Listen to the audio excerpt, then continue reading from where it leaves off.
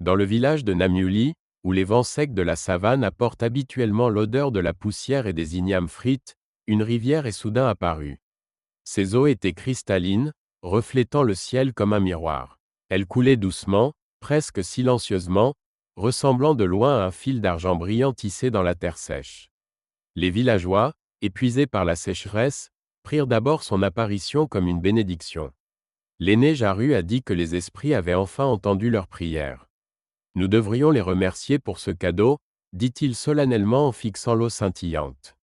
Mais il y avait dans l'air un arôme particulier, doux comme du nectar, mais avec une légère amertume qui provoqua un étrange malaise dans sa poitrine. La première étrangeté se manifesta quelques jours plus tard. Alors que les femmes lavaient le linge sur la plage, l'une d'entre elles, Lema, a raconté avec désinvolture qu'elle avait volé un bijou à une voisine. « Je n'ai pas pu résister, c'était trop beau », dit-elle en riant, sa voix se répercutant sur l'eau. Le lendemain matin, Lema a disparu. Personne ne l'a vue au marché ou dans les champs. Ce sont les esprits de l'eau, chuchote la vieille Nabili. La rivière a entendu son secret et l'a emporté. Mais les gens n'y ont pas cru.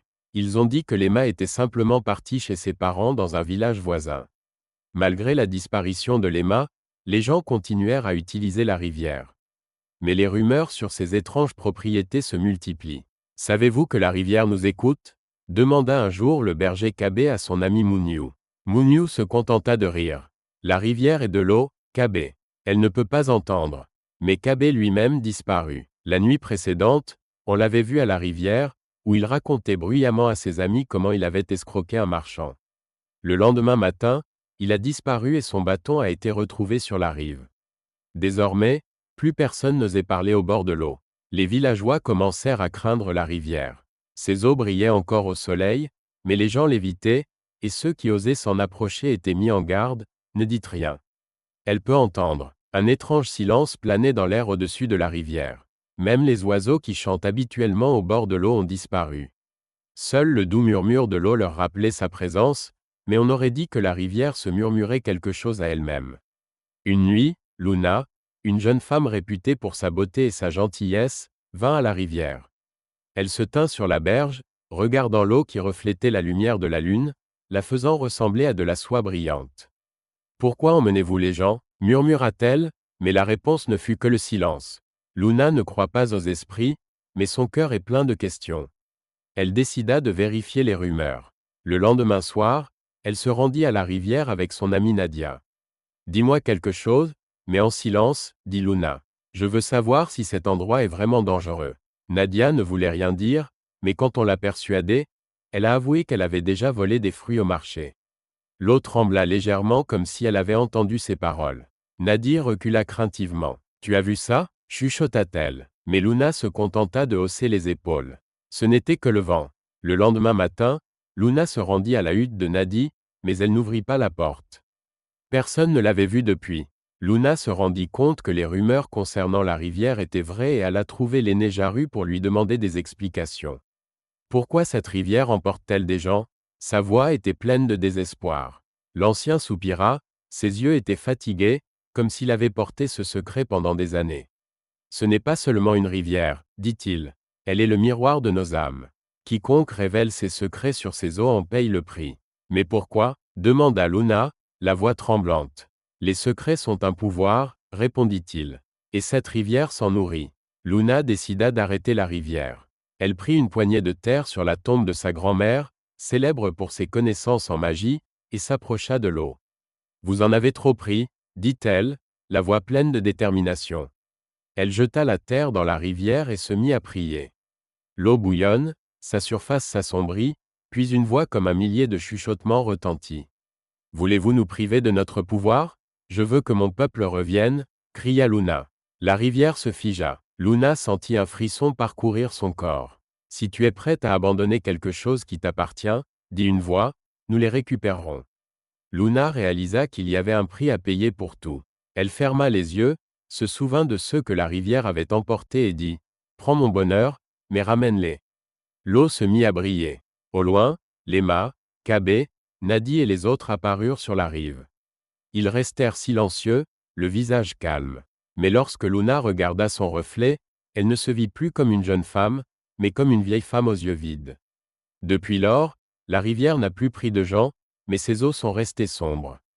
Le village reprit vie, mais les villageois évitaient de s'approcher de l'eau. Luna vécut longtemps, mais ne sourit plus jamais. Son sacrifice a servi de rappel à tout, les secrets sont puissants, et si vous voulez les révéler, soyez prêts à en payer le prix. Après que Luna eut sauvé le village, son nom fut prononcé avec révérence et admiration. Les villageois admiraient sa bravoure, mais il y avait toujours une profonde tristesse dans ses yeux. Son visage, maintenant tacheté de rides, rappelle le prix du silence de la rivière. Luna évite les reflets, ni dans l'eau, ni dans les miroirs. Elle ne se regarde plus pour ne pas voir ce qu'elle est devenue. Elle a payé trop cher pour nous, murmurent les femmes autour du feu. Mais nous sommes en vie grâce à elle, ajoutent les hommes en baissant la tête. La rivière n'a plus fait de victimes, mais ses eaux restent mystérieuses. Ceux qui s'approchaient de ses rives pouvaient entendre un léger murmure, comme si l'eau se souvenait de quelque chose. L'aîné Jaru a dit un jour, « Cette rivière ne se contente pas d'écouter. Elle attend. » Qu'attend-elle ? Demanda un jeune berger aux yeux pleins de curiosité.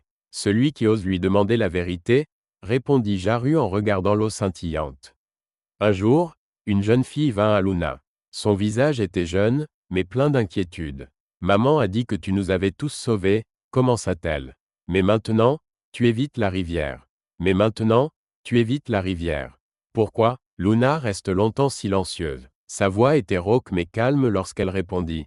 La rivière ne prend plus la vie, mais elle se souvient de tout ce que nous lui avons dit. L'eau garde nos secrets. La jeune fille acquiesça, mais ses yeux brûlaient d'intérêt. J'ai entendu dire que la rivière ramenait parfois des secrets. Si l'on est assez courageux. Luna la regarda avec inquiétude. Ne t'approche pas de la rivière avec de telles pensées. Tu ne sais pas quel prix tu devras payer. Quelques mois plus tard, un jeune garçon nommé Kamo, connu pour son audace, décida de tester le pouvoir de la rivière. Pourquoi devrions-nous en avoir peur ?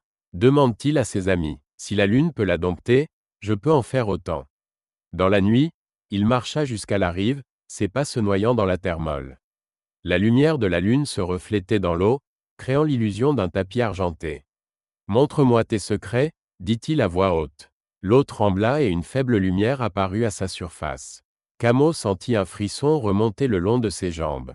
Tu oses t'adresser à moi ? Une voix pleine de puissance retentit. Kamo déglutit, mais il n'allait pas reculer.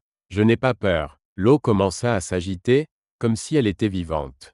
Des visages y apparurent, les visages de ceux qui avaient autrefois disparu dans ces profondeurs. Tu veux connaître la vérité ? Alors révèle ton âme. La voix était si forte qu'elle résonnait dans la forêt. Kamo accepta, sans se rendre compte de ce qu'il attendait. Dès qu'il prononça le mot oui, un frisson s'empara de son corps. Ses yeux s'écarquillèrent et sa bouche s'ouvrit comme s'il voulait crier mais n'y parvenait pas. La rivière l'avait emporté. Ses amis le cherchèrent le lendemain, mais ne trouvèrent que des traces de pas sur la berge. Luna, entendant cela, secoua la tête. Il voulait trop en savoir. La rivière continuait de couler, ses eaux scintillant toujours au soleil. Mais maintenant, plus personne ne s'en approchait. La légende de la rivière au secret vivait dans le cœur des villageois. Ils savaient que chaque secret avait son prix, et qu'il valait mieux ne pas élucider certains secrets. Pensez-vous que la rivière était vraiment maudite ou que c'était sa défense contre la curiosité humaine ? Donnez votre avis dans les commentaires et abonnez-vous à notre chaîne pour découvrir d'autres histoires qui font réfléchir.